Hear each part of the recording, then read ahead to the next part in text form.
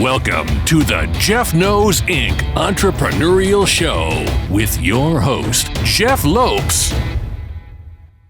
We are live on the Jeff Knows Inc. podcast. I am your host, Jeff Lopes. I'm super excited to have on Stephen Harris. We connected through IG, Instagram, and inspirational gentleman, works as a business coach, inspirational coach, life coach. This guy has a lot of things happening, helping a lot of people. So I'm excited to have him on our podcast from another part of the globe and get to know Stephen Harris and let our audience get to know him as well. So how are you, brother? Fantastic, Jeff. Thank you so much for having me. By the way, it's Steve, not Steven. So Steve, I apologize, brother. I apologize. That's okay, cool.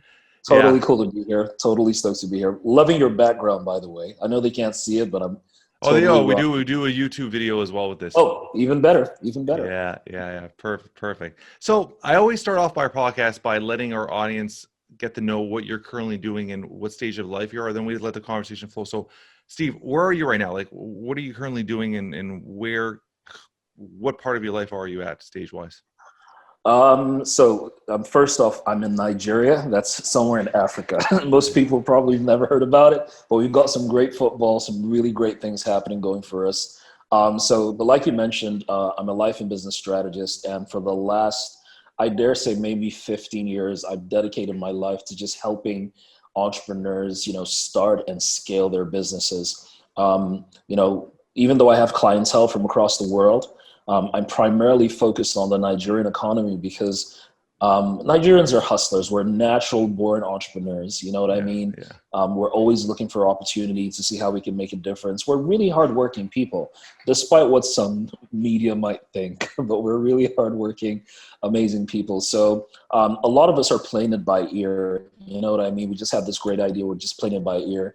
So for me, it was very important because about 16 years ago or so, I was working as a management consultant, helping big organizations, multinationals, just, dominate their industries. And after a while, I realized that a lot of smaller businesses needed a lot of help. So, the SME economy needed a lot of help. There were people who were going out with passion, but they didn't understand the business. And of course, they'd lose money, get jaded, get disoriented, go out of business, go start again. I felt it was like part of my purpose, part of my calling, to see how I could help as many businesses as I could start, scale, and grow. So quite recently, I got on a quest to help over 200 entrepreneurs scale their businesses. And it may seem like a small amount of money in terms of currency, because I do know that there's a discrepancy between our currency and the dollar or whatever. But those 200 entrepreneurs, working with them, they were able to generate about 1.5, $1.7 million from their businesses cumulatively. Now that may not be a lot in, where you are around the world, but trust me, right here, it's a big deal. And there was nothing more fulfilling just seeing how, just from their giftings, from their talents, from their abilities, how they could just master the business of their talents. Could you give me an idea of just, when you talk about businesses, give an idea of some of the actual businesses so people could understand. I think I understand where you're going with it, but is it mom and pop shops? Like, give me an idea of who you're working with. Pretty much. So most of them are solopreneurs, you know what I mean? Solo entrepreneurs, just like, mom and pop shops, makeup artists, business developments, real estate here and there, but usually very smaller size type businesses. You know what I mean? They probably have 2 to 3 staff, and they're just trying to see how they can make it work. But yeah, it's been a very fulfilling journey, and I'm totally loving it. Yeah, I love that. One thing about me, and we talked about this before we went on air, I'm focused on a lot of my business coaching now, and I've really just ramped that up. But for the last 3 years, I've dedicated myself to 64 young entrepreneurs. I've never charged a penny, and it's more just from the ground up. I wanted to see them develop. I've done well for myself. I wanted to give back, and I've taken over, like I said, 64, and it's amazing seeing how much they actually listen and develop and grow. And it's so inspiring seeing them, right? So it's almost the next generation. So I love that aspect of you. So when you started this journey, like you said, you worked for a big corporation and you saw the need in the niche market of obviously smaller people struggling. When you started, who was your first client? Like, how did it actually just start when you actually began the whole process? Great question. So when I left my organization, for me, it was the worst time ever. You know what I mean? Because How many years at the ago was time, this? Sorry, I'm asking you. How many years ago? so I started my organization at about, okay, let's see. I left my previous employment in 2010. So Okay. that's 10 years, 10 10 years ago, years yeah. right now. Right. And at the time I left, it was perhaps the worst part for me ever because my wife is pregnant, which is amazing. So we have a 9-year-old, which is fantastic. But at the time I left, we didn't have a lot of money. We were really bootstrapping, you know what I mean? And so there she is pregnant. I've left my job, barely have enough to go on. And I'm sitting down and I'm like, Lord, help me. How do I take care of my family? Because I've got a lot of responsibilities. It wasn't like I couldn't go get a job, but I'd worked for so long, for about 5-6 years, and I just wanted to do something different.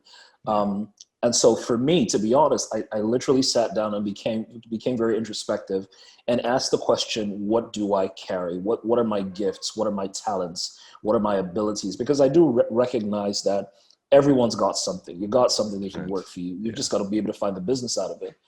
So I took my consulting knowledge, recognizing that I had, I've been doing this for, at that time, about 5-6 years. And like I always say, it's not what you don't have that limits you. It's what you have, but you don't know how to use. So sitting down, becoming a lot more introspective. And to be honest, so at the time when I started bootstrapping, didn't have an office, didn't have nothing. So I was operating from my living room. So technically from work, just sitting down on the couch, with my computer and just putting out proposals and just trying to see how I can make a difference. And no one was buying, no one was interested in purchasing. But luckily enough, and for me, it was my wife's delivery day was getting closer, rent was getting closer. I was a bundle of nerves. But luckily, what just happened was I got a phone call from a client who, at the time, I'd done some work for her bank. And she was one of the participants. She was a banker then. She calls me. She says, well, Steve, just a quick one. A friend of mine runs this travel agency, and she's looking for someone who's fantastic at customer service. And I remember that you had a customer service class for us back in the day. Would you be available? I'm like, I'm available like right now. Just give her my number. You know what I mean? So she gives me a call, and that puts some money on the table. You know what I mean? That puts some, food on the table, money in the bank. And we started from there. So I started proving my concept from there, and slowly but surely got a lot of referrals. Then my brand became a lot more visible, and the rest, they say, is history. I love it. I love it. I love it. So with your life purpose and your life coaching, and I saw you're very certified. When did that journey all start? Man, for me, I think I'd always wanted to be a coach. I'd always wanted to be a consultant. I remember back in the day when I was in college, I had read this amazing, I think it was an amazing book by Tom Peters. I think it was Tom Peters or something like that. And I'm hoping I'm not mistaking the book, but there was a case study done on a particular on a particular organization that they wanted to scale. So they were making sardines or something like that, and they were trying to compete in this market. And the underdogs were making white sardines, and the monopoly had pink sardines. And so they hired this consultant to come in to work on their business. The consultant looked at the model. There was nothing wrong with the business model. Looked at the program. Nothing. The product by itself was great, but the marketing sucked. And so he sat down and he came up with 5 words, Jeff, that for me blew my mind. And it just totally changed the game for this sardine company. And the 5 words were guaranteed not to turn pink. I love it. Oh my goodness. And as you can imagine, people started thinking maybe there was something wrong with pink sardine. Maybe it went off a little bit, this, that, and the other. Yeah. And of course their businesses, skyrocketed. And for me, I was like, I want to do this. I want to be able to help, just with little things. Just how do you turn somebody's business around with just the power of ingenuity, the power of your thought. So of course I needed to learn. I got into consulting for a while, a couple of years, got it certified. Then I realized that beyond just helping organizations through consulting, I recognized that the people needed coaching. Yeah. So even though the organization was doing great, the people themselves needed coaching. They needed help. They needed to be motivated. They needed to be inspired. They were just, going through the motions. Yeah. And I'm really big on personal development. I'm really big on motivation, inspiration. And, in my sessions, I just inspire them. And they leave like, oh my God, I can take on the world. And for me, I just got a kick, so to speak, out of inspiring people to be better. And I'm like, I could do this forever. You know what I mean? I could literally do this forever and just see the light bulbs come on in their eyes where before there was darkness. Now you've ignited something. Might be a flicker, but Yeah. over time, Let me dive in that.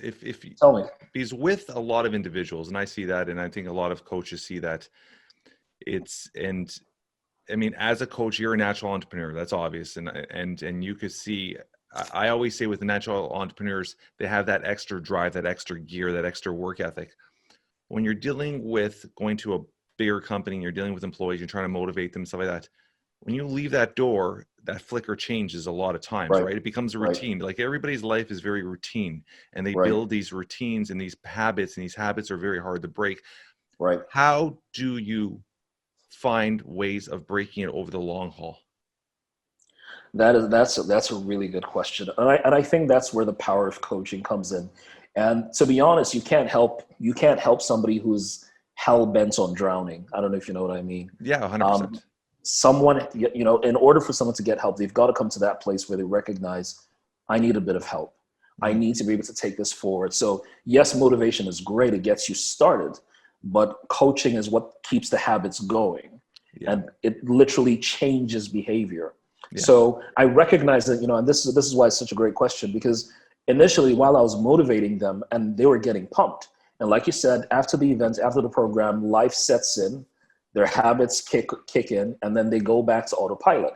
Yeah. And I kept getting confused as to why they so high and then so low later. You know what I mean? It's like you've shown them the promised land and they've just peeked into it and now they don't want to get in. And I recognized that the gap was coaching. I recognized that the gap was to help them break those limiting beliefs, but also change behavior, right? One of the things I love doing, I love working out. I'm not as consistent as I should be, but I love working out. And I recognized that the moment I wanted to change my physicality, I needed to get a personal trainer. And so my coach comes and he started changing my routine.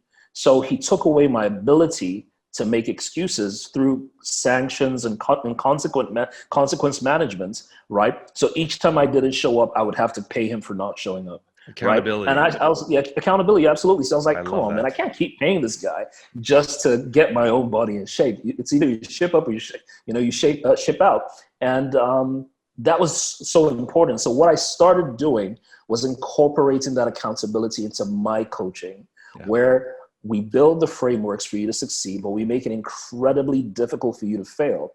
And then when you fail, or if you fail, there are consequences. And the beautiful thing about, the programs that I do, usually they're group coaching sessions. So I'm a big believer, Jeff, in, one for all and all for one. So what normally happens is the moment we put them into teams for accountability, the moment one person tries to fall off the wagon, the entire team gets in the doghouse, right? And all of a sudden, everybody's like, oh my goodness, come on. I mean, so you mean my actions or inactions affects the team? Absolutely. So I just borrowed that model of accountability, ruthless execution, Sorry, I'm going to dive into that. There's something you said there I love, because it's something I'm very passionate about is when you keep saying the word team. Right. And I love that, because a lot of, and I try to break that mold. When I talk to a lot of entrepreneurs that have staff, a lot of times when it's a smaller business, they treat them like family, not as a team. Right. And I treat everything as a sports team. I always say that. So if you look at, we're from Canada, hockey. So if you look at a team, you have your first line, second line, third line, your fourth line. Your first line is your stars, but your fourth line is just as important. They have their role. So the first line might be paid more. They might have more ice time, but the fourth line has their role, and you have to treat everybody like a team. You can't first off think that everybody's going to be a superstar on your team. That's first off. Sure. But you have to have that accountability. If one person is not pulling their weight to do their actual position, they could be dropped and another person replaces them. So as long as you treat it as a team, and people understand that mindset as it's a team and you all have one end goal to win a championship, it has that mindset, right? So when you keep saying team, I just wanted to drive that in, because that's something I'm very passionate about, is teaching everybody to run it as a team. You all have one end goal, right? Absolutely. You're incredibly correct. So, so for me, that was a huge shift in being able to help people get results. where you tie their results also to their teams. Yeah. So it's not just everyone thinking that, well, yeah, it's my business and I don't care whatever happens. Yeah, it's whatever. But for me, it's always very inclusive. It's that teamwork. And even leveling up, even just a little bit, is for me, even just going beyond the team, is to now make them regimented like an army. You know what I mean? To make them regimented like an army and say, these are the things that get done. Everybody's in sync. This is what needs to be done. Make it happen. You know, I have a reputation over here for ruthlessness. So people say, Steve Harris is Mr. Ruthless Execution. And it works because people sometimes just need to be whipped into shape. So unfortunately, I'm not one of those coaches who perhaps wants to, tell me about your problems where that's great. There's a place for that. I love but that. I'm all about execution. So I'm exactly like you. I love that, Steve. I love that because a lot of people, when they start taking these life coaching programs and they try to imply them into business, they're taking it as that almost that woohoo, that mindset where it's like, oh, I'm gonna inspire you. You're gonna do great. Right. No, at the end of the day, you got execution. At the end of the day, it's a business, and you have to understand and run it as a business. So the life coaching aspect is great because there's certain aspects of it that you could take and incorporate into sales, NLP into sales, different aspects of it. Yep. But at the end of the day, it's a business. It has to operate as a business. Absolutely. And I love that part of it. Yeah. So when you're doing these groups, how big are these groups? How many individuals do you try to group together? Because sometimes it can get very cluster messed if there's too many people, right? Right. True. So what I do, so for the last session I had about 200 people in the program. Yeah. But I had them in groups of 30. So technically that's a fairly decent precise group. It's pretty, it still works. And, every team had a coach. So it wasn't just me. So every team had a coach. Good. Yes. So everyone could get that specialized attention, and there was a business coach who was working with them and then driving them to succeed. Because, I always tell people, listen, if you want a friend, get a pet. If you want results, get a coach. That's what it is. I'm gonna trademark that one. That's awesome. I love that. Feel free. You know what I mean? So yeah. So and you're right, because sometimes people just want to come into this program just to be inspired and just be a part of a tribe. But if you're not getting anything done, Jeff, then there's no point. And for me, I'm all about results. It drives me crazy. I'm like, listen, you just can't come through a program and not do anything. My friend, there are people who actually, they pay for courses. They don't even watch the modules, Jeff. They don't even go through the modules. They just leave it be. I paid, tick the box, moving on. I'm like, you can't do that. Yeah. You've got to get results. So sometimes people aren't exactly very cool with my brand of getting them to get. And I tell them, listen, if you're not hungry, don't come near me. If you don't want to change your life, stay away from me. Just come to me when you're ready, and that's what it is. I'm actually dropping on a coaching platform in a few weeks. I've been building it for 6 months, and my focus is on father entrepreneurs. That's my lane. That's where I'm comfortable at. That's what I've mastered. And with father entrepreneurs is part of the programs is because that word was so strong when you're saying it, is we call it accountability. Right. It's your take action, and on a weekly basis, you have to do a certain task. If you don't do it, you're dropped off the program. That's part of the program, and you have to, because I see it come in, and you have to put thought into it. And if you don't put thought and do it, you're dropped off the program. That's the accountability of it, right? So I love that part of it. So with your coaching now, do any of the individuals you work with, have they come through the program now become coaches with you? That's how. Yes, absolutely. I love it. Okay, good. Okay, absolutely. So that's how you build your coaches. Yes, so that's how. So a lot of them have gone through the framework themselves, and there are people I trust, and people who've gotten results and helped other people get results. And so you have this amazing pool of people who've got the passion, who've got the character, who've got the competence, the capacity to make things work. So absolutely. I love that. Let's dive into. We talked a little bit before we went on air. You're currently in Nigeria. Where were you born? Where did you start off? Where did you live prior? Let's get to know Steve. All right. So, I have a multiplicity of experiences. So I was born in Nigeria, raised in Manchester in the UK, lived in the States for a bit, then came back to Nigeria and then moved. So I just tend to move all around. So how long were you in the UK for when you were born there? Oh, in the UK, I lived there for about 4 or 5 years. I went to school there for a bit. Okay. Then came back to Nigeria. Then my family, we went back to the States for a bit, to New Jersey for a bit. then came back to Nigeria again. And, you know, at least now I'm a mature adult, so I can go wherever I want to go. So yeah, so just a bunch of experiences that I think shaped my behavior, or shaped not necessarily my behavior, but my outlook to life, and gave me a bit more exposure. So when you moved to the United States, what age, how old were you? And you went with your family, I'm assuming? It was just myself and my sister. So oh, wow. Okay. That was, yeah. So it was myself and my sister. Were about, 13, 14, about 14. So you're a baby still. So you had family there? Yes, I had family. Okay. So that's a big change. How long were you guys there for? About 3 years. 3 years. Did your sister come back, or she stayed there? Well, she came back with me, then eventually went back again. So she's in Texas and just enjoying her life. In Texas. What part of Texas is she in? Austin, Texas is absolutely gorgeous. I think she's in Dallas, somewhere called Palestine or something like that. I'm not too sure location-wise. Would you ever go back to the States to live?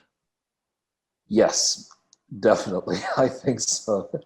I mean, I think Nigeria and the States are very, very paralleled in terms of the fact that they've got that, you know, entrepreneurial, big energy hustle. You know what I mean? So Nigeria is very loud. You know, we meet most Nigerians. We're very loud. We're very bodacious. I grew up. I mean, Toronto. I don't know if you know. Have you ever been to Canada? Not yet, but my brother's in Canada. So Toronto, Canada is a very multicultural society. It's this great food, great nightlife. It's a beautiful city.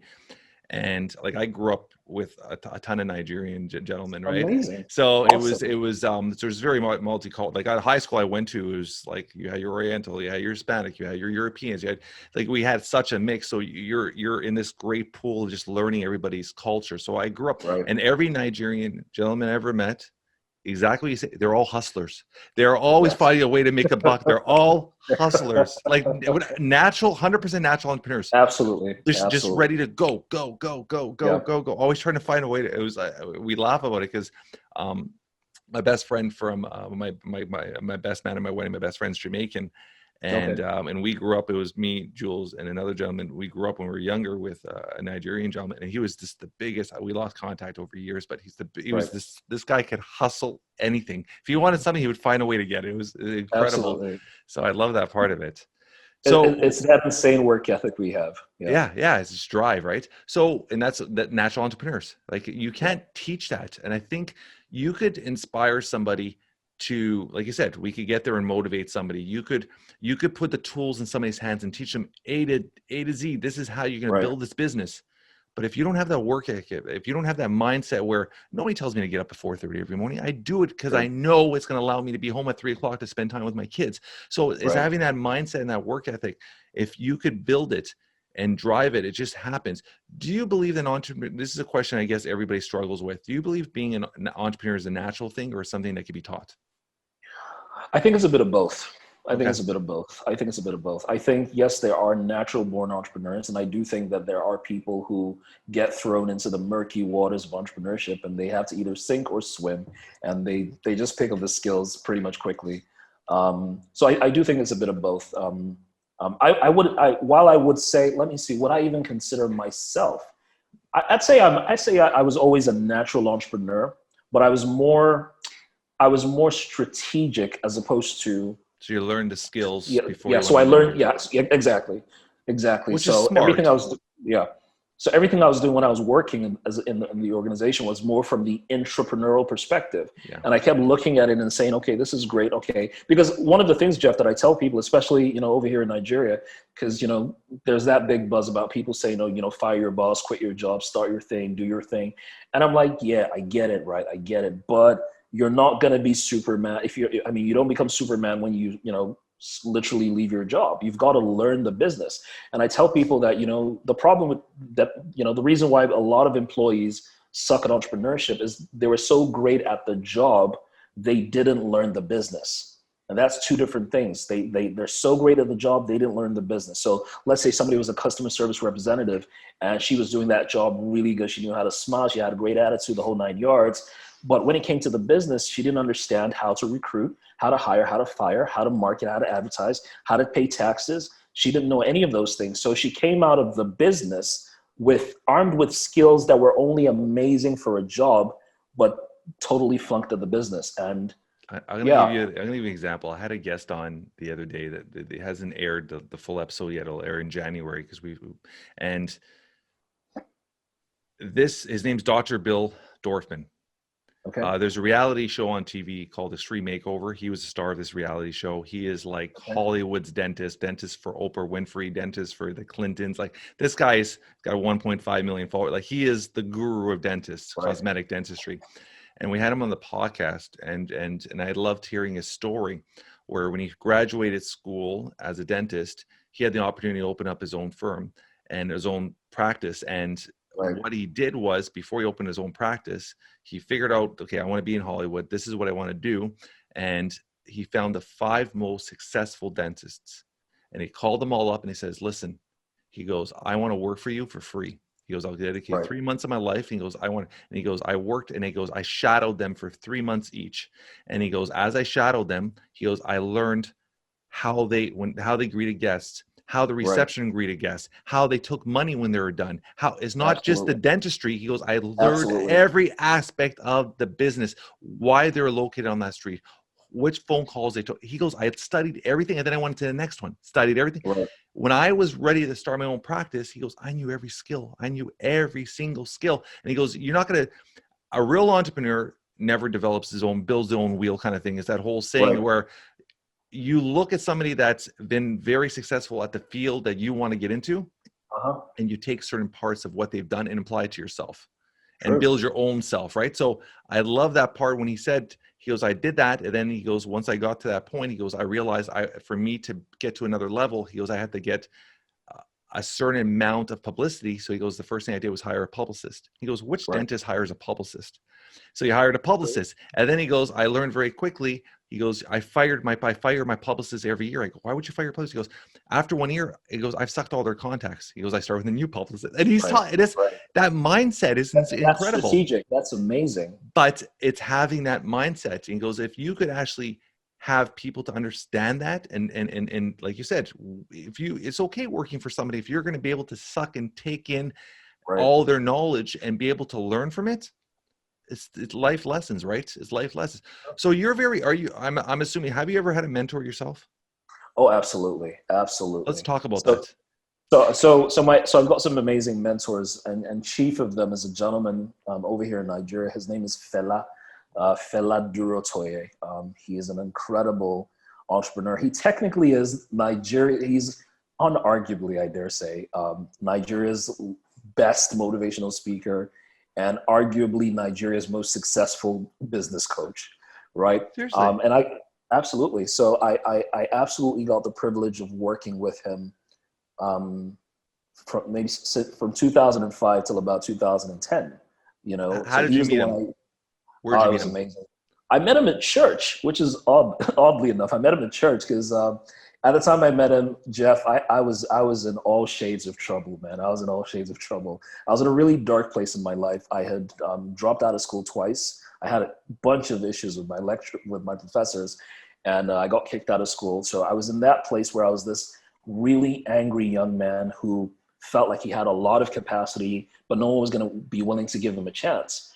And so, getting kicked out of school, and Nigeria is very heavy on academic achievements and qualifications. Yeah. So, like you said, you've parlayed with Nigerians, they're very big on education, go to school, get a job, be a doctor. Yeah. And we have that, and my family's like that as well.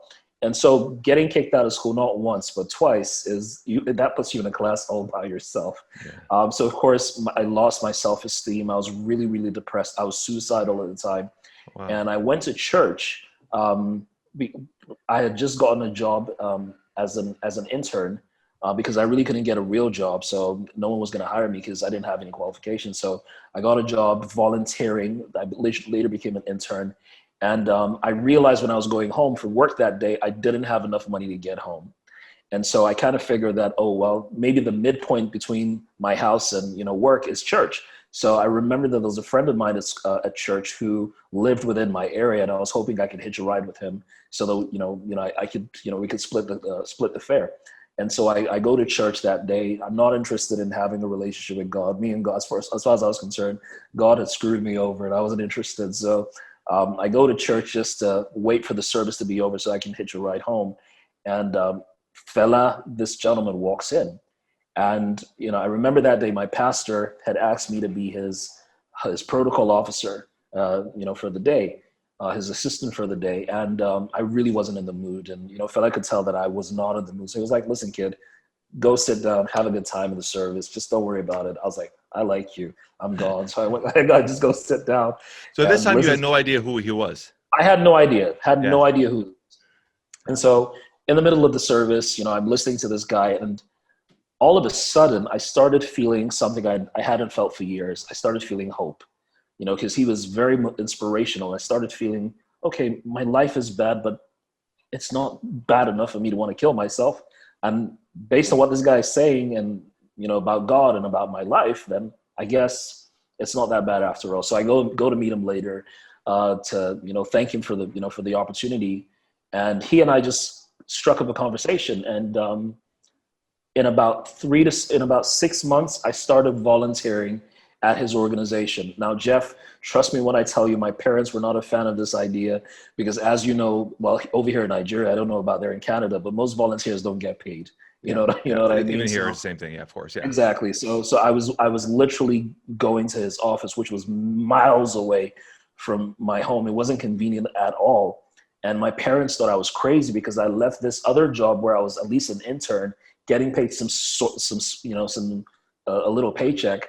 And my parents were financing my lifestyle, obviously. So the moment they heard I quit the job to go work how old are you? How old are you at this point? Then I was, so I'm 41 now. So 2005, which is 15 years, I was about 26. I was about 26. Yeah. It was pretty old, but it's pretty old to be. I got married at 27. There we go. Yeah, so, I had my first kid at 29. There we go. I got married at 30. So we're a couple of years apart. So you were born in 79. Exactly. Yeah. So your story. So yeah, basically that was it. So, I started volunteering and, like you said, started observing the room. I was looking at the other consultants who were really amazing, and I started learning. And again, fella hired me as a volunteer, but I became literally like an intern. I started just watching and learning, observing. Then when the consultants would go home, I would stay a little bit longer, and I'd look at the presentation slides, how they wrote proposals. I would start recreating those proposals and just learning. And, fast forward, maybe in about a year, I got this amazing opportunity, even though I was still an office assistant or I was still a college dropout. And in about a year, I just started bringing in results and, making it rain in the firm, as the case may be. My confidence began to grow. And yeah, he's an amazing mentor, still is an amazing mentor to me till this day. So yeah. Have you had any other mentors along the way, or that was just your main one? I've got a bunch of mentors. Some guys one of them is in oil and gas. He's the CEO of a major oil and gas firm here. There's another guy who's into branding. There's another guy who is a real estate expert. So just, some people here and there. I have a mentor in issues of my relationships and family and things like that. So you've associated yourself nicely in different areas. I'm thinking about it. That's smart. You're building your networks in different ways, right? How important do you believe networking is? And I'm going to tell you why I said that in a sec. I think it's important. I think you can't be an island by yourself. I think, they say your network determines your net worth. Yeah. But I also think that the quality of your net. So let me put it this way: the worth of your nets determines your network, which determines your net worth. Yeah. Because I think a lot of people come into a networking relationship to get, as opposed to recognizing what can I bring to the relationship as well. Yeah. What are my nets worth in this relationship? So I think it's incredibly important. Yeah, 100%. I have that mindset where there's two things I do every single week, and I tell other entrepreneurs to do is, and as we're talking, I'll explain this why I'm saying this to you, but I always try to network every single week with 3 like-minded or 3 individuals that I want to scale myself to be. in whatever category, Right. whether it's personal, business, fitness. So I look at three, and I connect myself, and I try to build a bond with them, because you try to learn off each other, right? Because I have things that I feel like I give to people, and they can give back. And Right. then like even yourself, like reaching out to you. I mean, it's the platform I'm giving you, but at the same time too, as I'm learning more about you, Steve, it's like I can see myself knowing you for the next 15, 20 years, and you coming to Canada and visit us. Like, you have Absolutely. that personality, Absolutely. right? So another thing too is I network people. So what I mean is, as I'm talking to you, there's somebody I'm thinking that you guys would connect to. So as soon as we're done here, I want to connect you to. So I also network and connect Very people. kind. And I think that is very important to do, because if I connect you to another individual and you guys become friends and create a bond, and years later, who's the common denominator always? Me. You, absolutely. So I think that's very important, to not only connect yourself, but also connect. If you find that you could have individuals in your connection or in your group that would mesh together and work together, connect them together. I think that's very important. A lot of people are very selfish. They don't do that. And I think that is a very important thing to do, because you're just consistently building your network. It's building this massive spider web. So I think it's very important. Networking is something I'm very passionate about, because I think it just opens up so much more opportunity, but it also builds so much more friendships and lifetime connections, right? True. Absolutely.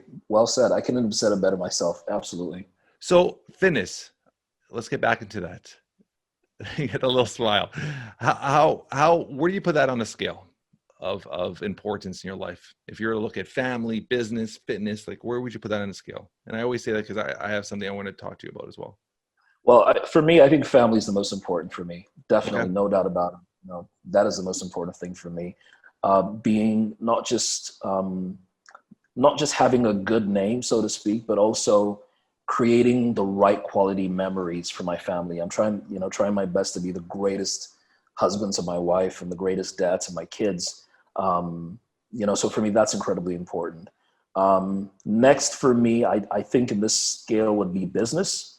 And then probably for me would be fitness. And full disclosure, like I said, I love to work out, but I haven't been the most consistent at it. And I know that I've fallen off the wagon a couple of times, but it is incredibly, incredibly important to be healthy, incredibly important to stay in shape, and it just gives you the opportunity to be here a lot while longer, to take care of the business, and most importantly, take care of your family.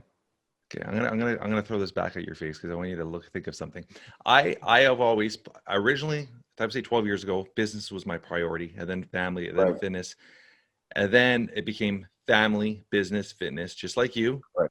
Yeah. In the last 4 to 5 years, I realized, and I put fitness as the top of the pinnacle. And I'll Interesting. explain why. If you're not healthy, if you're not fit, if something were to happen to your health, would you be able to be there for your family? Absolutely not. If you're in a hospital bed, are you able to drive that Porsche? Heck no. Fitness and health, your health should be the top of your pinnacle, because if you're healthy and you're strong, now you'll be able to spend the time with your family, provide to your family, spend the time with the business, grow the business. So I think a lot of entrepreneurs have to start putting health and their I own agree. health at the top of the pinnacle, because if you're not, we only have one body. You can't True. replace our body. So, I mean, with technology, the way STEM growth and stuff, maybe one day we will, but at this point we can't. So Right. I've seen a lot of successful entrepreneurs not take care of their bodies and fall into a situation where now it's not only I love my family, I'm trying to provide for my family, I'm trying to spend time with my family, I'm trying to build members of my family, but now it's the opposite. I'm putting burden on my family because I'm sick. I'm putting stress Right. on my family because I'm sick. My parents are stressed out because they're seeing their son that's sick. So I've seen that happen to other entrepreneurs. So in the last few years, I've decided to put health at the top of my pinnacle. And it's not, when I'm talking about health, it's not you have to be a 6-pack for. It's movement, eating Right. healthy, taking your vitamins, every day moving. But also I talk about health as spiritually. That's just, Right. I don't believe in, I'm not going to say believe. I don't call it meditating. I don't call it prayer. I spend every day breathing time, which I just reflect on a day and just allow your mind is part of your body. So mentally, physically, Yeah. that whole holistic approach where if you could take care of yourself and you're at a good level with yourself, everything else just comes, I think, naturally. So I think health that's something I would like you to even mindset and think, where health is very, very important, right? Just in the You're mindset right. of keeping it up there, You're right? You're right, but you're right, because the truth is, we generally just take it for granted. They can get up and walk away, get up and just climb a flight of stairs until you can't, and then you realize what a blessing it is to be able to do the things you take for granted. So absolutely, I mean, I'll put it more in my consciousness. So fitness, family, business. There we go. I love it. So your daughter, 9 years old, you said? Yes, she's 9. So 9 years She's old. 9. She was born in 2009. Yes. Okay. So she's 2011. She was 11, born in 2000. I'm thinking my son. My son's 12. Yeah, 2011. Yeah, 2011. That makes you think there. How did your life change from that moment on? Oh, I had a man. daughter first too, and that's just, I mean, I'll be honest, it's probably the first time I naturally cried in my life when she was born. I was there in delivery, and it just tears were shedding down my face, and it was just a natural, like, wow, what's happening here? But it's such a blessing. It's such a blessing. My daughter's name is Paris, and so she's just an incredible blessing to us, because we tried several times before we could have her. So we had a bunch of in and outs before we could have her, and when she eventually showed up, she's such a blessing, and she's such a sweet kid. You know what I mean? She's really kind, really considerate. She's a communicator. I don't know where she got that from. She's a communicator. She actually also is an author. So she wrote her first book over here when she was 5 years old. And she's just an incredible blessing. And it is a blessing to be, her dad. And my life changed significantly because, there's this song by Will Smith. I'm trying to remember. It's Just the Two of Us by Will Smith. It's a rap song. And it's an incredible song because, it talks about the promises he made to his son or his kids from the moment he saw them, and just dedicated himself to being such a better man and an example. And every day I try to be a little bit of a better example to my daughter, just by showing her what love is, how to be, kind and graceful. And, for me, it's I want one day, I don't know if you're religious or not, but I'm Christian, and there's one of the scriptures that says, a good name, right, is better than riches. And for me, one of the things that really blows my mind is wanting to be able to give my children such a good name that once anyone says, oh, who's your dad? Like, oh, Steve Harris. That will count for something, not because Steve Harris is wealthy, and amen to that, but technically wealthy in terms of good deeds and just being such a good person to make a difference. So yeah, that's important to me. Yeah. And building, like I said, it's all about, I think a lot of parents, and that's why a lot of entrepreneurs, and I find especially with fathers, they lose that connection because they're so focused on their business when their children are young. And there's a stat, and a lot of people aren't aware of the stat, but they say 80% of the face time you have with your children is before the age of 18. Well, think about that. And if most parents were to know that stat, would they change how much time they spend with their children? Sure. And it's also about building the memories. Like, I love what you're saying, you're trying to fill her with love and stuff, because a lot of, I find, and this is something I'm passionate about, I find in a circle of individuals that sometimes I hang around with, or I knew, when they would be so focused on their business, and how they would compensate that time is bringing home gifts to their children. Yes. And your child, when you give a gift to your child, they're happy for that moment, but they're not happy for that gift. They're happy because dad's recognizing them, dad's spending time with them that minute or two, dad's showing appreciation for them.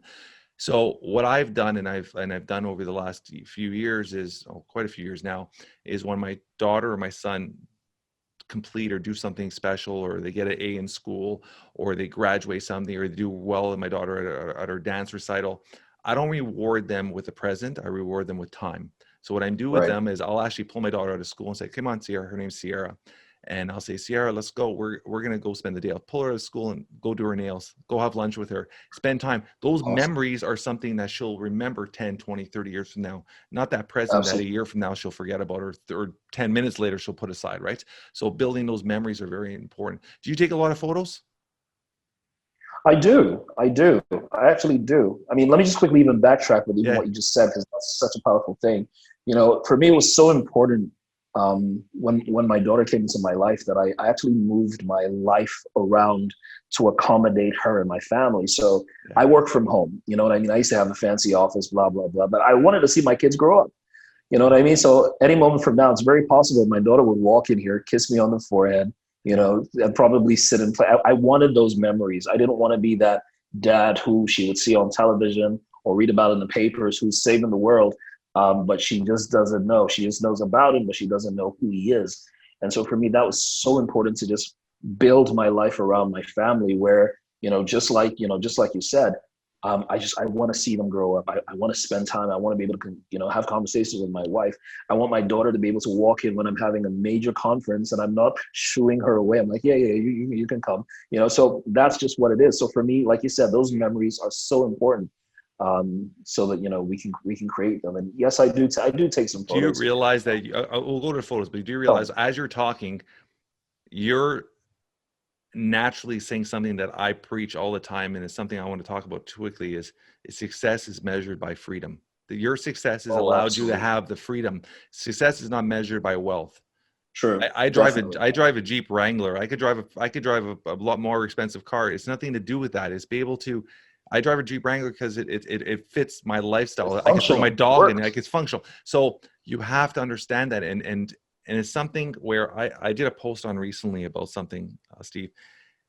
My father, they're immigrants to Canada, my parents, and they came here and God bless them. They were smart enough to do one thing. The first thing they got here is they couldn't speak English. My mom was 18. My dad was 24. They came to Canada with absolutely not a penny in their pocket.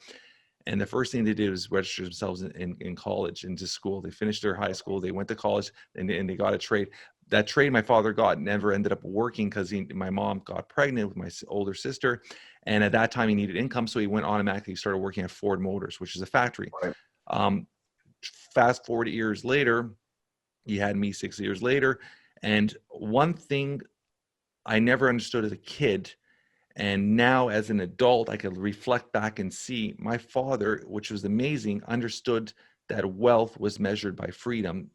Absolutely. Even at that age, even though he was a blue collar factory worker, he realized that. What I mean by that is, back then, working at a factory in Canada at Ford, you're getting paid like $30 an hour, which was insane. But on weekends, you get time and a half. Every single, at that point, my uncles came from my uncles and all that came from Portugal as well. My dad got them all into Ford and they're all working there. They all worked every weekend. My dad never worked one weekend in 30 years at the factory because every weekend he wanted to be home with his family. And he also would block all his holidays in the summer for 4 weeks. We get in the car and we drive off to Massachusetts, Cape Cod, and we spend a month on the beach every summer building memories. So my father was already understanding that success was wealth. It was not about the money. How many years ago, not being an entrepreneur? So now I can sit back and reflect on that, and I feel blessed that I was able to. And my father never missed a sporting event. My father, no matter what he did, he was always there. Even though he sacrificed, he could have made a lot more money had not bigger houses. Yep. But you know what? As a kid, we didn't have a lot, but I felt like we had everything. Right. Absolutely. And that's very important. It's not about materialistic items. It's about that love, that passion, coming home and having that vibration at home, having that energy at home, having that thing. I actually teach entrepreneurs this. There's times when there's two things I find with a lot of entrepreneurs is work's never perfect. You're going to have days you're good, days you're bad, days you're stressed out. But I always tell them is leave the negativity on the porch. So there's two things I actually teach. One is if you've had a shit day where somebody's cut you off in traffic or so you had something argue with somebody at the grocery store or something happened at work that's bad. When you're on your way home and you're feeling that negative energy, I always tell them, drop down the rear view mirror, look at yourself and tell yourself, I love my family and I'm going to have a great night. Reflect that and then take a deep breath and then go in. Or another thing too is when you're coming home is just having that mindset of, like I said, just leaving everything outside and it's like, it's a new day, a new chapter when you get home. Right. So being able to do that as an adult and see that was my dad. And he was teaching me lessons without even knowing he was teaching me lessons. Right. Which is pretty amazing. Right. No, that's amazing. Cause just thinking about it, paying it forward, it's quite interesting to say, what are we teaching our kids even subconsciously? Yeah.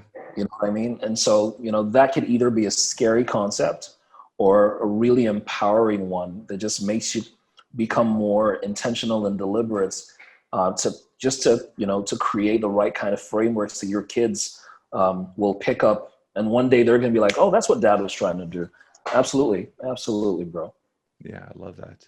And I love these podcasts because you learn off other individuals. I had another gentleman on the other day, and his father was a very high level salesman. And he was always teaching where your words are very impactful, how you ask for things. This is pure off topic, but we're just talking about fatherhood now. It's perfect. And he actually said this. He goes, he remembers certain things that his father taught him when he was young that impacted his whole life. And in one little example, he said, he goes, one day, he remembers this so clearly. He was sitting on the carpet in the living room watching TV, and his dad was on the floor, and his dad's knee was cupped in front of the TV. And he goes, Dad, can you put down your knee? And his dad turned around and he goes, knee, you're dumb. Knee, and he started putting down his knee. And he's like, no, Dad. He goes, I meant you put, like, you lower your knee. He goes, okay, if you learn, one thing you're going to learn off me is, if you're going to ask a question, use the proper words to ask the question, have intention behind the question. So something like that he has taken on his whole life, where now he actually teaches how to ask proper questions. That's part of his business is if you want to accomplish something, you want to get something, learn how to ask the proper question. Where his father at like 6 years old was teaching him that subconsciously, right? So it's as parents, we're essentially, you have to think about this as to your child, you're God. Yes. You're their first representation of God. They look up to you. You feed them. You provide for them. You love them. You take care of them. You nourish them. So you're everything to them. So every impact, every single thing you do, every negativity you bring to them, you're teaching that. You're engraving that into their well-being, and it's becoming part of their fabric. So parents have to understand that. Parents arguing, like, I obviously you want to have parents that have a strong relationship and things. But I also am a strong believer, if there's such negativity in the household and parents are not getting along, they've separated, it's better to separate than to stay together and teach that negativity around that kid, because they're just learning that and they're building on that, and it's becoming part of their fabric too, right? I know we just went off topic here. I mean, I've been married. It's perfect, because I've been married about 11 years and I have never argued with my wife in front of my daughter. We've never raised our voices. When we want to talk, when we want to argue, we just go to sit in the car. We'll sit in the car, turn on the music. But that's important. Yeah, so that we create the right environment, so she doesn't pick up the wrong stuff. Oh man, true, absolutely. How do you believe in the word fear? I want to talk about that too. These are all topics that we're diving somewhere totally else, but I think these are all important topics where we are. The word fear, how does that work with you? Let me see. For me, I don't know. I think I've built a reputation, or I built my life doing things afraid. You know what I mean? I've succeeded through failure. You know, it sounds paradoxical, but failure got me here. You know, if I didn't drop out of school when I did, if I didn't have, those suicidal tendencies, if I didn't take those L's and become a, a janitor, an office assistant, an intern, those perhaps are things that people say, oh, you failed, or you flunked school, you didn't do this, you don't have a college degree, Let me dive into one thing you're saying there. When you failed, did you ever spend the time to reflect on your failure, or you just moved on? Well, I think I do a bit of both, to be honest. Because I mean, first off, I'm the first kind of guy who, something goes wrong, I take responsibility. What did I do to screw this up? You know what I mean? Because I need to learn from that. And then I don't throw a pity party. I don't dwell on it too much. Once in a while, I do get down in the dumps, as every human does. 100%. But I move on. I'm like, okay, next. So, I know it sounds cliche, but listen, when I fail, I'm like, I'm going to fail forward. I'm not going to stew in my own juices and marinate in my failure. I will learn the lessons. I'd ask myself, what could I have done better? And once I've gotten the lessons, then move on. Because you're always going to fail, Jeff. You're always going to fail. You're always going to make mistakes. But you should strive to make new mistakes, not repeat the old ones. There's so many things I want to talk to you about, but one thing I teach my kids, and these are, I think this is important for the audience to hear, is with failure. And I always tell my children that I try to instill from a young age, And I think that's, Yep. you're very much like that because you have that ruthless mindset is I want my kids to be number one. I go, if you're into a competition, you're entering because you want to be number one. You're not going there to be number two, number three. You try to build that winning mentality from a very young age. And I'm very aggressive with, thank you. You can go to my old podcasts. I think that's the biggest bullshit people could do is participate. I tell my kids to throw that crap in the garbage. Like, so I always tell my kids, if they enter a competition, I'll give you an example. My daughter enters a high level dance competition, finishes third place. I'm okay with that. But I tell her, I want you to sit down and I go, watch the video of the second place girl. What did she do differently to get second place? Study it. Watch the first place girl. What did she do differently to get first place? Study it. Now reflect on what you did wrong. Learn from it. So when you get to the competition, now you automatically know what it takes to get to second or to first. And now you know your mistakes, not to reflect them. So I think it's important to, as parents, we have to look at that. And your children are going to fail. We're going to fail. But being able to learn from the failure to get better the next time around. If you fail and you keep failing, then you got an issue. But if you're failing and you learn from it, right? So I went off topic that we started with the word fear. No, but this is great. This is no, this is great. No, but that's how you know we're having a great conversation because it's just a multiplicity of things. But yeah, so failure got me this far, and I do everything afraid. I've got this bluff and bluster, like, oh, I'm ruthless. I can get whatever. I don't care. So, but I do get afraid. I mean, my wife will testify that I'm sitting, where she and I are in bed together and I'm just contemplating all the things that could possibly go wrong. And after contemplating that, I'm like, okay, what could possibly go right? And I think about all of that. I'm like, okay, all right. So let's go. Either way, you don't know. So you know what? Let's do this. So fear for me is always a good motivator. I always say that fear is proof positive that what I want exists. You know what I mean? Fear is proof positive that what I want exists. So if it's either I'm afraid because I don't think I'm worthy once in a while, or I don't think I deserve, or I don't think I'm good enough. But whatever that fear is, it's proof that what you want exists. So you might as well just go. I mean, you wouldn't fear anything that you didn't know existed. You fear something that you exist. So I'm like, it's like being afraid of, the bogeyman or something like that. You're afraid, quote unquote, because you know it exists in one shape or form. But if you don't know it exists, you can walk through a graveyard without, there's no drama. But if you're afraid of ghosts, you're afraid of demons and things like that, you walk through a graveyard, you're like, oh my God, holy water everywhere, So fear for me is proof that what you want exists. Do you believe in, and this is another thing we're going to talk about right now, we're going to dive into, do you believe in fear is something that we instill in our children? Oh yeah. Good. Oh yeah.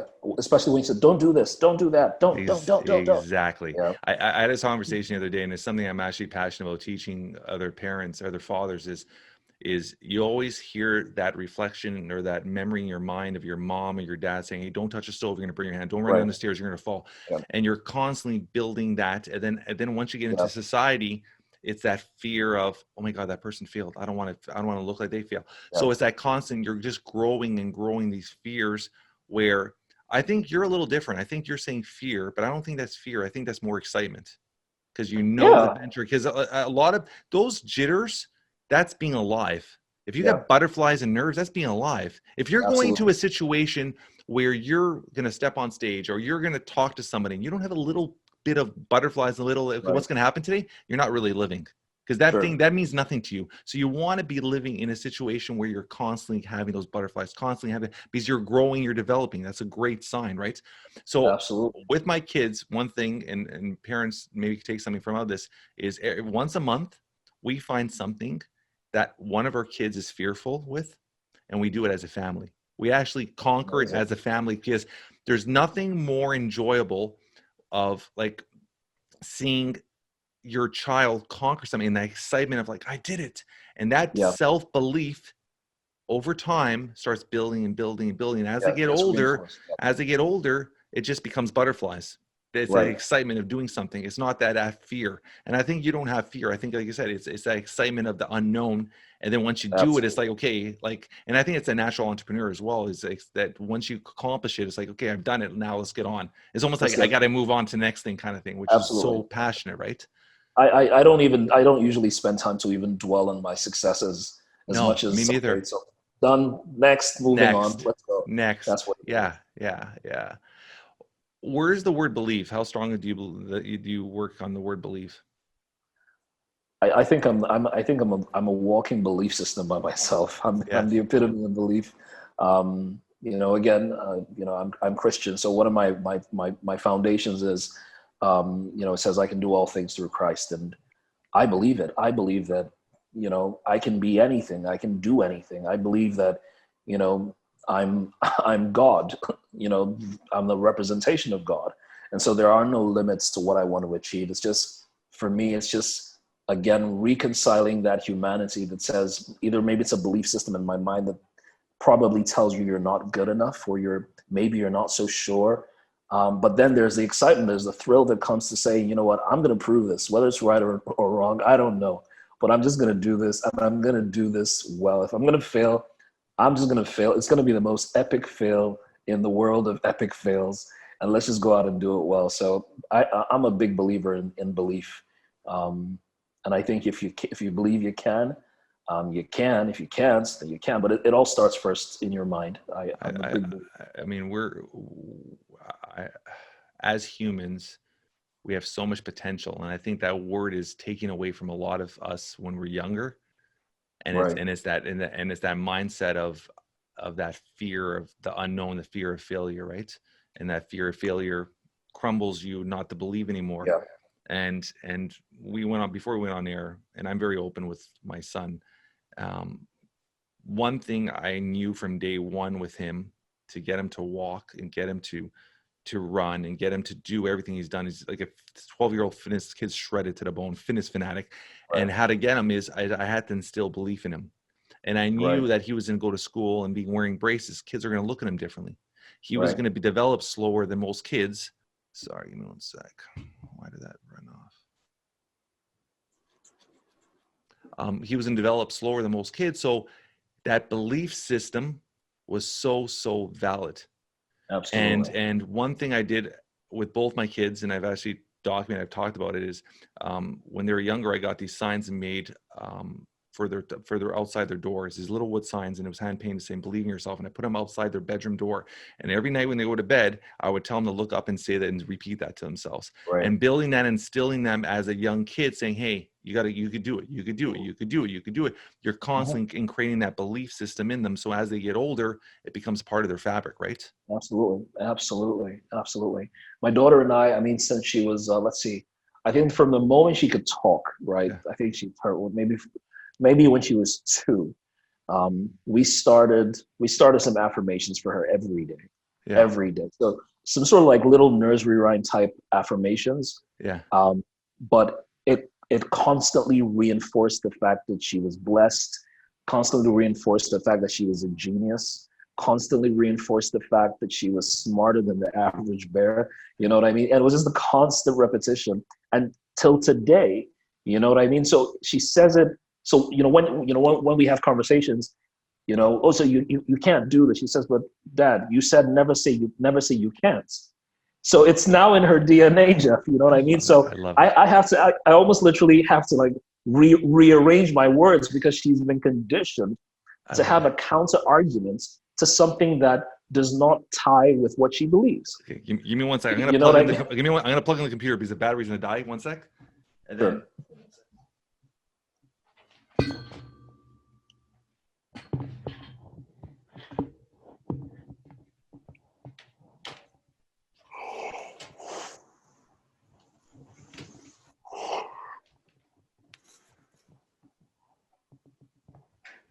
Perfect. Oh, you're nice and bright again. The camera, everything had the battery was dying. I apologize about that. Let's talk quickly. I already taken an hour of your time. Let's talk. I got a couple more things I want to talk to you about today. We're having a great conversation here. Your daughter, author. Where did that start from? I love that. That was really crazy. I think she had some schoolwork, and they were supposed to write about. What was supposed to write about? I don't know, some school homework that she had. Maybe they're supposed to write a story or something or the other, and she just took to it. So she started writing the story, and you know how kids have very short attention spans, so she'd write and go play, and go play. We just noticed that she was always carrying this book about. She's always carrying this notebook and she would scribble. So we're like, what are you doing? You're writing a diary or something? And no, she said it's for a school project. So, before we knew it, she had turned in the paper, but she still kept writing and scribbling. So one day out of curiosity, and I hadn't noticed, but my wife had, and she was like, what are you doing? She says, well, I'm writing a story. So, okay, what's the story about?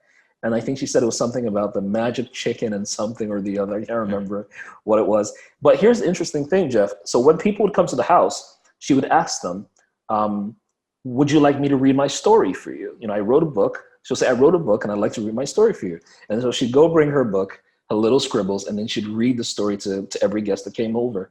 And it dawned on us as parents, being able to give motion to her vision. We figured, what the heck, let's go all out. So we got an illustrator, printed the book, cartoonesque and all that sort of thing. And so she had her first book. You know what I mean? And, and again, it's that thing, like you talked about your dad and instilling values and being a salesman. And my daughter has this, again, it's that natural entrepreneurial thing. So people would come over and she would say to them, oh, I wrote a book. Can I show it to you? And she would say, yeah, oh, absolutely. Just a cute little girl, bring your book out. I'd like to take a look at it. And then, she tells, you look at the book, you're like, oh, it's so pretty. And then she tells you, oh, it's $3. She collects it's crazy that. Okay, quick question. I'm going to reverse on this. If you reflect to yourself when you were younger, obviously you said coming from Nigeria, you're a natural hustler and entrepreneurial juices ran through you. Could you see yourself have this natural entrepreneurial side when you were younger? Now that you reflect on yourself as a child. To be honest, not so much. So much. Again, because, there's that thing that we do as parents, like, you alluded to that before, like where we're trying to protect our kids.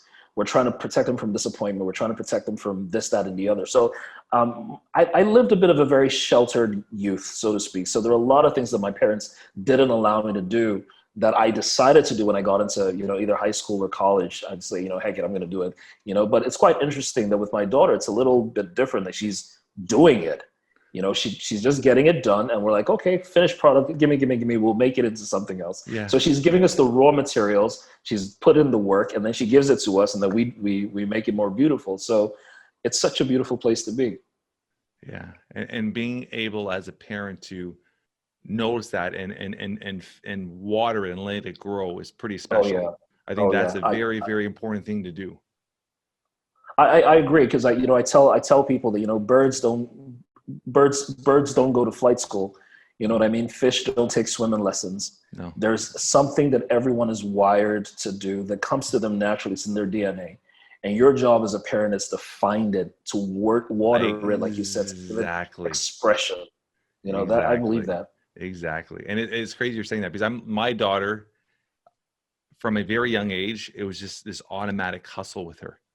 She was the one I remember, like the same thing, like 6-7 years old. She got a kit and she went to the shop with my wife and asked to buy all these things. And she would be making all these bracelets and coming home. And I'm like, where'd you get this money? She goes, oh, I'm making bracelets and selling them to my friends at school for $2. Like she was naturally doing. She's the one that's always like, I'm going to set up a lemon stand.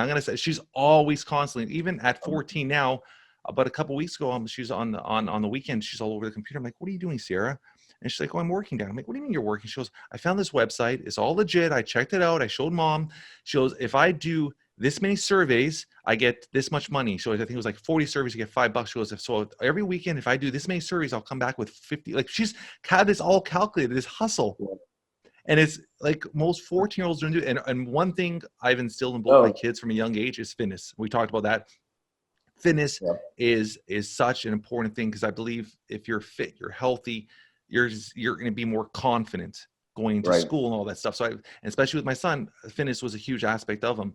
And both my kids, they work out 5-6 times a week by themselves. Like which 12 and 14-year-old, you'll come home and my daughter at 7 at night is doing an hour run on the treadmill and having that mindset where they understand how much fitness is going to benefit them. And I've instilled that and instilled it. So now it's part of their DNA as well. But I love that. So yeah, if anybody listening, if your children have a certain tendency or a certain your job as a parent is to extract them out of them Yeah. and feed it and provide it and let it grow and see where it goes. And your daughter is going to probably change 10, 15 different more times by the time she actually turns a teenager, but it's your job to keep feeding them and allowing her to find her own passion, which I think is very, very, very, very important. I love that.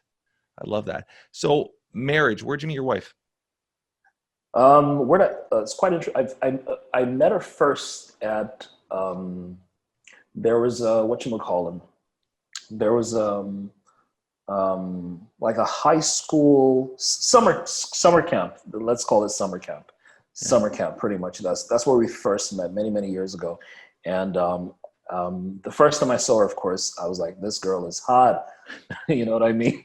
And I wasn't the only one. I think my best friend at the time also said she was hot. You know, and both of us like flipped a coin to get the opportunity to go, because we're like, come on, we're bros. We can't fight over a girl. So we're just going to be gentlemen, toss a coin, flip a coin. And I think he won the right to ask her out. She turned him down. Like she dropped him like a bad habit. So, we hung out for that summer camp for a bit, just became friends vaguely. Then I think I met her again, maybe probably like 12, 13 years later, at church. I was going to a meeting with a pastor at a church, and once the program was over, I was like, I was like, oh, I know you. So I was like, oh, hey, you know, you really look familiar. She was like, wait a second, is that the line? That's the line you want to use on me? Like, you look familiar. Like, dude, really? So I'm like, no, but seriously, you really do look familiar. So yeah, that's where we first hooked up, and yeah, we connected. Do you realize the common denominator there, where all these good things have happened to you? Tell me. You met your first mentor in church. In church, yeah. Church changed your life. You met your wife in church. So obviously there's a common denominator there. I better hang out at church more though. That's it. I'm not a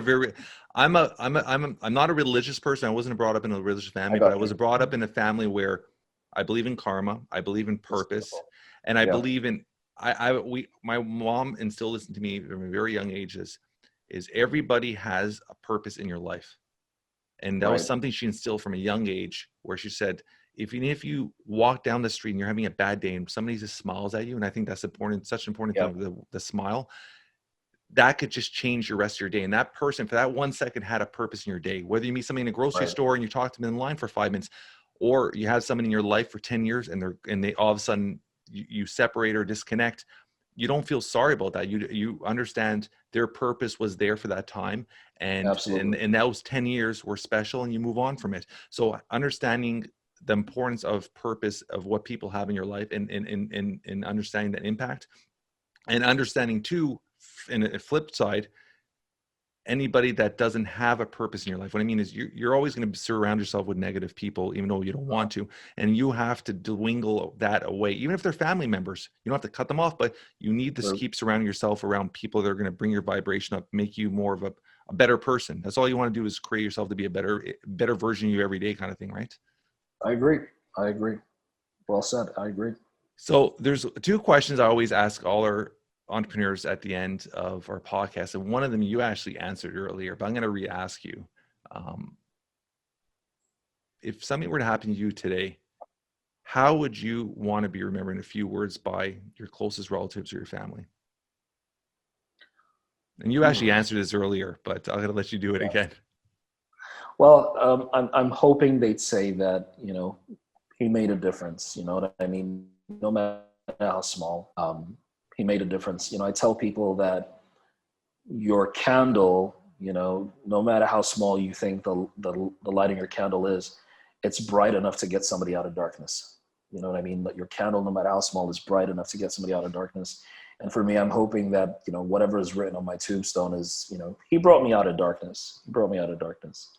Whatever darkness it might have been, you know, that for me would be incredibly important.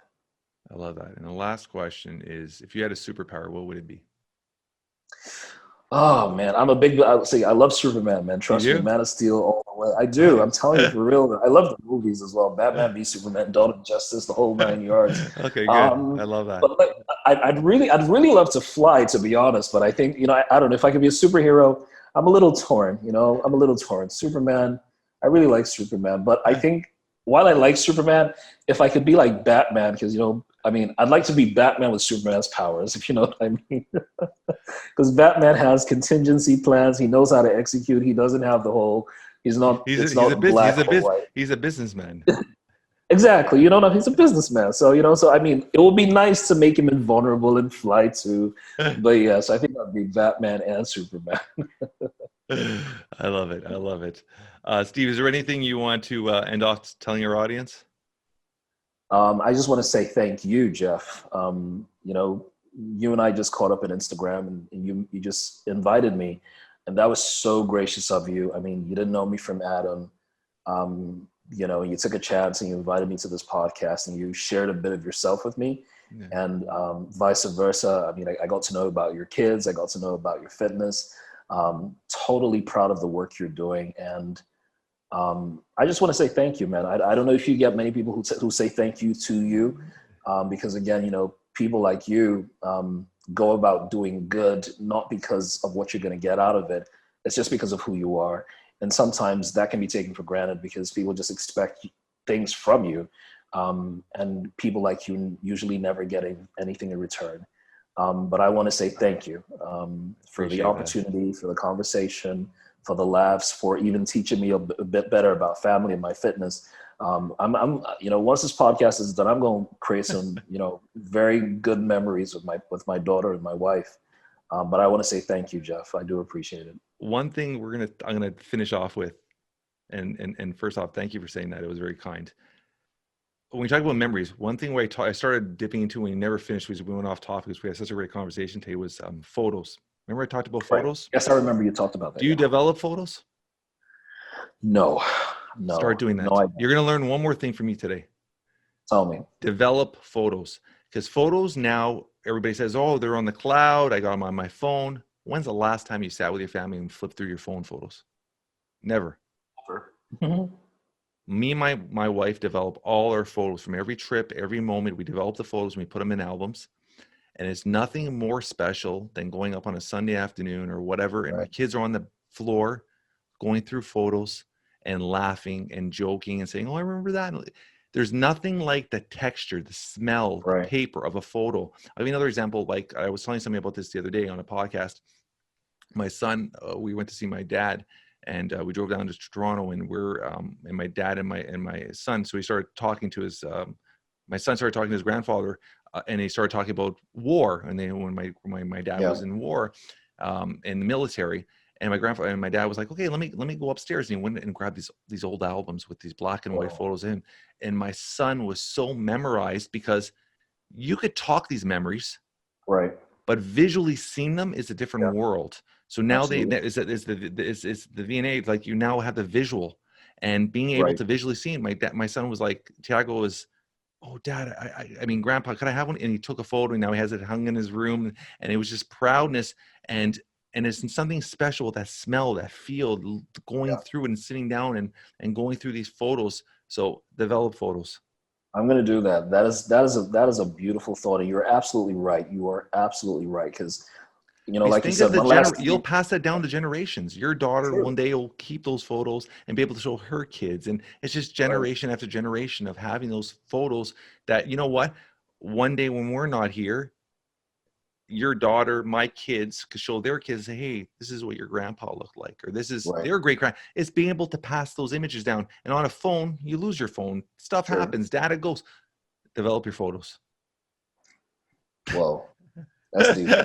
That's deep. That is deep. I love it, brother. I love it. This is on our show notes. I'm going to put all the information, how to get a hold of Steve, how to follow him on social media. He's got a great following, great personality. Obviously, anybody that's spent the last hour listening to this podcast, hour and 15 minutes listening to the podcast, will know that Steve's a great individual. Is helping a lot of people, and I love the bare fact that he's actually going to grassroots, helping startups and helping smaller companies also grow and be able to provide to their families. So his impact is not only on one person; it's on families and families. So it's spreading to thousands and thousands. So that's pretty special. And obviously he's a special father, and I'm blessed that we met, and thank you so much. And I hope this is a connection. We continue on a friendship from here on, and one day you could come visit us in Canada, and I could take you around. Thank you so Looking much, brother. forward to it. Thanks, Thank bro. you. Have a one day. You too.